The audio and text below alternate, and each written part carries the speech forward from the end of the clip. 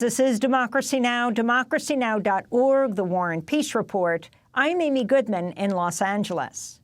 And I'm Juan Gonzalez in New York. Well, welcome to all of our listeners and viewers around the country and around the world.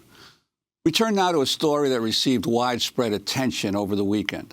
On Friday, thousands took part in the Indigenous Peoples March in Washington, D.C. The next day, video went viral of an interaction that took place soon after the march ended between an Indigenous elder and a group of Catholic high school students from Kentucky who had attended a March for Life protest the same day. In the video, Omaha elder Nathan Phillips is seen peacefully playing his drum and singing while being encircled by the students, some of whom were wearing red MAGA hats, Make America Great Again. The video appears to show the students taunting and mocking Phillips. Some of the students are seen making a tomahawk chop motion with their arms.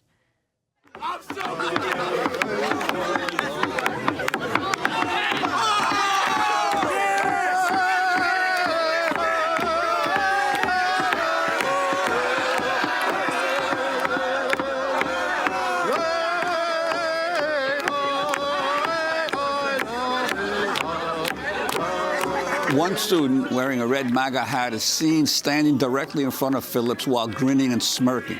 The video sparked widespread outrage. After the video went viral Saturday, the Catholic Conference of Kentucky condemned the students' actions, saying, quote, "This behavior is opposed to the church's teachings on the dignity and respect of the human person." Newly elected Native American Congresswoman Debbie Hallett tweeted, quote, the students' display of blatant hate, disrespect, and intolerance is a signal of how common decency has decayed under this administration. Heartbreaking. But the story didn't end after the first video went viral on Saturday. As the weekend progressed, more videos were posted online showing a fuller picture of what happened.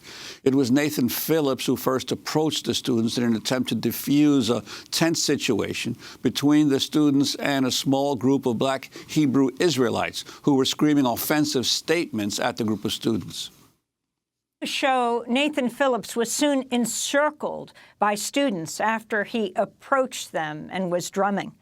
Another participant in the Indigenous Peoples March, Hunter Hooligan, wrote, quote, "We were surrounded by the boys and we were alarmingly outnumbered. As we attempted to continue our path and move through the crowd, the boys closed in around us until finally one particular boy stood in front of Nathan and refused to let us pass," unquote. According to Hunter Hooligan, some of the students were also chanting, "Build the wall." The student who faced off with Phillips, a high school junior named Nick Sandman, said he too was trying to defuse a tense situation. Sandman released a statement by a PR firm. It said in part, quote, "I believe that by remaining motionless and calm, I was helping to defuse the situation. I said a silent prayer that the situation would not get out of hand." The statement went on to read, quote, "I was not intentionally making faces at the protester. I did smile at one point because I wanted him to know I was not going to become angry, intimidated, or be provoked into a larger confrontation," unquote. The incident has sparked widespread debate on how the media handled the story. Some media commentators apologized for criticizing the students. Even President Trump weighed in, tweeting, quote, "Looking like Nick Sandman and Covington Catholic students were treated unfairly with early judgments proving out to be false, smeared by the media, not good, but making big comeback." Trump then quoted Tucker Carlson saying, quote, "New footage shows media was wrong about teens' encounter with Native American," unquote. But others continued to criticize the actions of the students. Deadspin published an article titled, "Don't Doubt What You Saw with Your Own Eyes." New York Times columnist Michelle Goldberg tweeted that Deadspin piece saying, "Here the rush to disavow was itself a kind of mob reaction." Well, we're joined right now by Nathan Phillips, the Omaha elder who participated in the Indigenous Peoples March on Friday. Nathan Phillips is a Vietnam-era veteran and previous director of the Native Youth Alliance. Welcome to Democracy Now!, Nathan. Thank you for staying in Washington to talk to us. Can you start off by telling us, just lay out for us what happened on Friday? The march had broken up. You were on the steps of the Lincoln Memorial, is that right? And then tell us what you saw. Yes, that is right. At the end of the Indigenous Peoples March,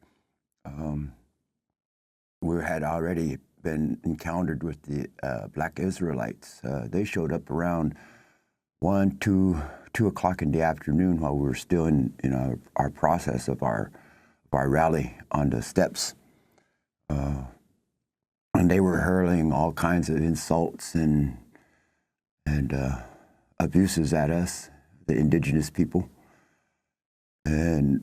But what I seen was in one of the videos is that one of the Indigenous peoples did go up to them, visit with them, and then turn around and walk away.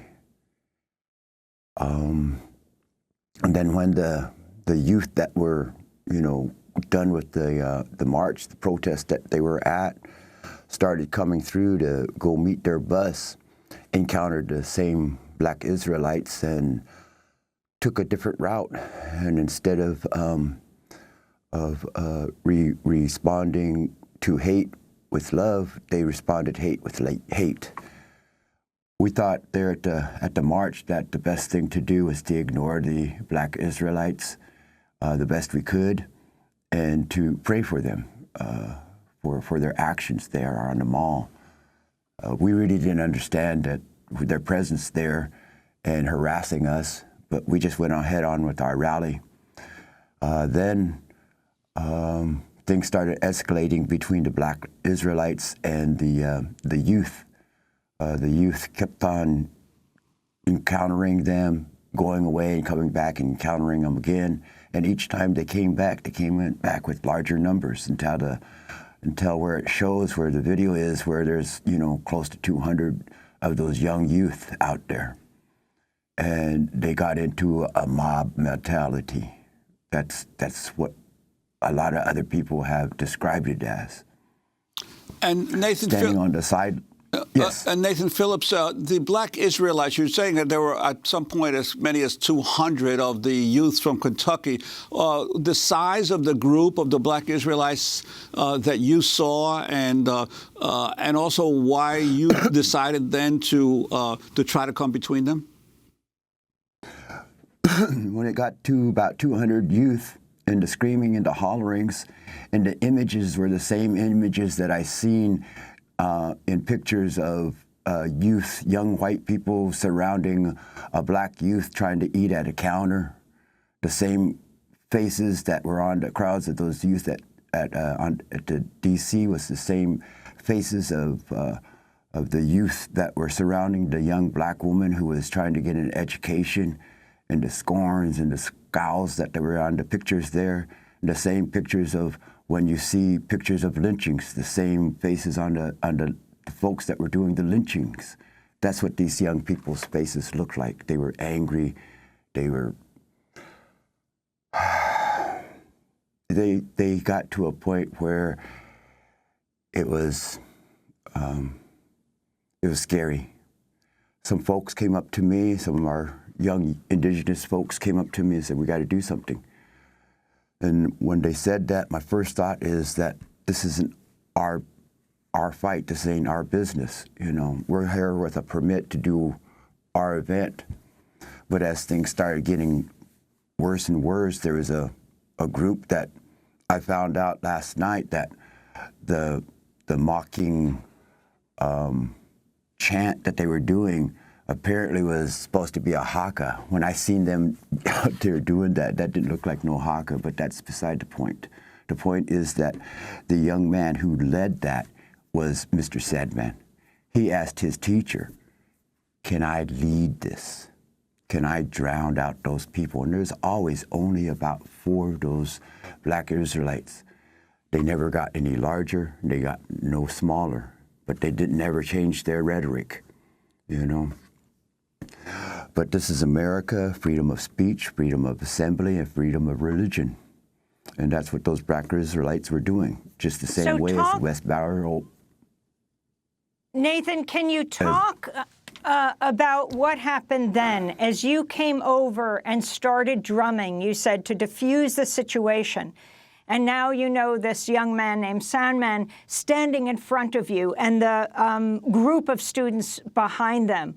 Talk about what you did there, the song you chose to sing, how you felt about the students who were there, about how close you were to this young student. When I was asked to help defuse this moment, I picked up the drum. It's a instrument of prayer. And so I took that drum and started hitting it and started singing a song known as the American Indian Movement song. It's a song of unity. It's a song of honor and respect and prayer. And that's why I chose that song, is to bring unity between what I've seen happening to the fabric of America, the racism, the bigotry. And as I sang, I was going to just stand at the side, but I was putting myself in prayer. And at that time, just before I started that song, my prayer was, God, help me. Witness what's going on here, God, protect us. And why did you say, God, prayer, help me? Were you afraid? I was absolutely afraid. There was a group of over 200 young, angry white men who were displaying mob mentality. And they were facing down just 4 black individuals. And it was coming to a point where just a snap of the finger could have caused them kids to descend on those 4 individuals. I didn't agree with the black Israelites and what they were saying, but what I do believe is that America is a land of freedoms. And as much as I disagreed with those black Israelites, they had the right to be there. And Nathan Phillips, the young man who was staring you down, did he at any time say anything to you? Because it's obvious that the youths in the background are either making catcalls or yelling, and but he's standing there silently. Do you recall what were some of the catcalls that were coming out, being directed at you by the other youths in the back? Some of the things that were said, I just don't want to repeat, but there were comments of build that wall, and I've heard these comments so many times in my years that I've just gotten to a point where I ignore the words that come at me, you know, the derogatory words, excuse me. And so when we were there and we came face to face with Mr. Sandman, right before that, and when it shows me walking towards the group started spreading apart. And that was the moment when we thought we was going to try to be out of that situation, and I was going to take my people out of that situation. And I seen a higher ground behind them, the Lincoln Memorial. And as I was in the process and he's there, my mind is that I'm in prayer. You know, this is where my thought is, that I'm not thinking of anything else other than staying in prayer and staying with the thought that I want God to come witness in what's happening into my America. You know, the racism that's happening. And Nathan, I wanted to read the statement of Nick Sandman, the Covington High School student, whose PR firm wrote, "The protester everyone has seen in the video began playing his drum as he waded into the crowd. He locked eyes with me and approached me, coming within inches of my face. He played his drum the entire time he was in my face. I never interacted with this protester. I did not speak to him. I did not make any hand gestures or other aggressive moves. I believe that by remaining motionless and calm, I was helping to diffuse the situation." Your response? Copycat? You know, because that's the first thing, the first interview I ever gave, that's the statement I made. That I didn't go out there when I was asked to do something, and I didn't know what it was, and I turned to God to help me, and the Creator put me there, and it was to stand between white and black racism, and that's where I was at, and that's when I realized where I was at, the dangerous situation I was in. And that was when they surrounded us. And I couldn't go left, I couldn't go right, we couldn't go back without running into this mob. And I was motionless for a moment. I was motionless for a moment, and then that's when I took my first step, and that crowd backed up. And then when I took my second step, that crowd even broke ranks. And by the time I started walking that way, there was a little gap that we could exit in. And that's the way we was going. And then when I started walking up there, I wasn't focusing on anybody except taking the youth out of there, the indigenous youth that was with me, out of that situation. And Nathan Phillips... And that's when Mr. Stammen stood in front of me and blocked my path. Nathan, you mentioned that the youth kept chanting, build the wall. Now, this is astounding, given the fact that there was a confrontation that initially began between African-American, a small group of African-Americans and white youths, and then morphed into them confronting you, a Native American, and yet they're chanting, build the wall, as if the build the wall has become basically a catch-all white supremacist term that can be applied to anybody who some folks may feel is a threat to them? I sure appreciate that that definition of build that wall statement, because that's exactly what I felt when I went in front of that mob and what appeared to be their prey. All that hate and anger transferred to me. It just came to me. And that's what I say, is when I realized the situation we had gotten into, and to build that wall, it was just surprised me. You know, because they were, you know, after those 4 black Israelites. And then when it seems that I was going to not stand by and let this happen, they turned all that anger onto me. Nathan, I wanted to ask you about the song you were singing. I was reading a tweet of Nick Estes, who said, Nate Phillips is singing the American Indian Movement song known as the Raymond Yellow Thunder Song, which honored the life of an Oglala elder brutally murdered by white settlers in Gordon, Nebraska in 1972. It's about resistance and remembrance. Can you tell us why you chose this song?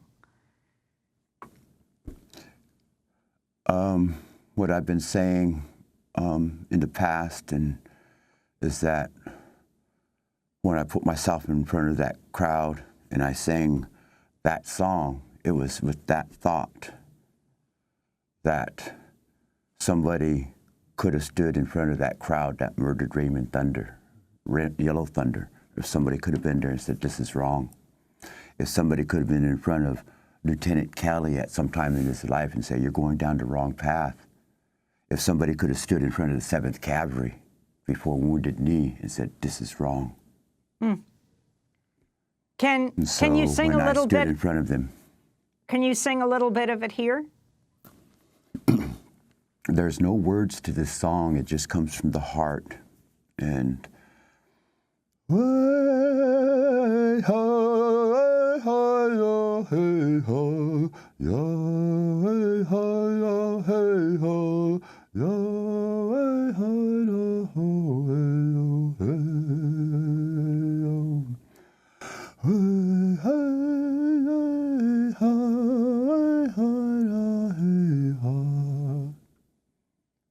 when I was ripped away from my family when I was 5 years old in Nebraska, and I returned to my home, to my family when I was a youth in the 70s, the early 70s, I met my brother, Raleigh Phillips, and he taught me that song. That's the first song I ever learned, I was ever taught. Were you afraid I what would sang that happen when song. you finished the song? Yes, I was. And I didn't know how to finish that song or where to finish it. If I finished it right there, surrounded by that mob, then what do I do? So that's where the thought and you know, to So try what broke and this exit up that is situation. what broke this up is someone calling to the students saying their bus was there. That's what pulled them away. Well, apparently, but at the same time, when they all exited there in mass, running away, moments after they ran away, a squad of uniformed officers showed up. So, in my mind, well, yes, they could say they're running to the bus, but if you look at it from another angle, they're running from the police. Well, Nathan Phillips, I want to thank you for being with us, Omaha elder who participated in the Indigenous Peoples March. Many people have seen your face, have seen you chanting, singing, and drumming at the end of that Indigenous March. This is Democracy Now! When we come back, one of the organizers of the Indigenous March, the Native American attorney, Chase Iron Eyes, will join us. And then we'll speak with the author of a new book being published today, The Heartbeat of Wounded Knee. Stay with us.